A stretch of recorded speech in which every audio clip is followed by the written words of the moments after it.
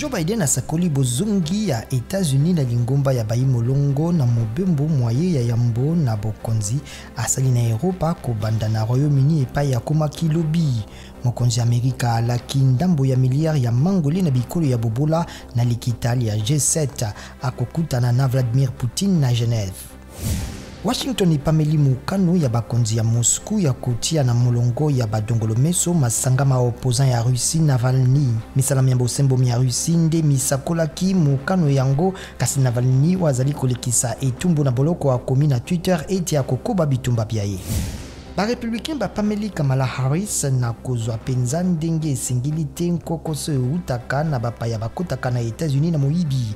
Vice-présidence ya Etats-Unis atiaki maboko na Boyokano na Guatemala pona kokitisa bobola criminalité na bikolo bianse ya Amerika na mobembo boye wa yambo na bokonzi. Misalam ya kospeko commission spéciale ya Boyokano kati na bakongo mibale mizongeli sima na kotele misama mibu mibale pona COVID-19. Jantini ngobila mokambi ya ingumba Kinshasa nde akokamba yango sika. Kospeko ezali kobongisa film documentaire pona rumba ya Congo e esengami kozala bomengo ya molongo na UNESCO.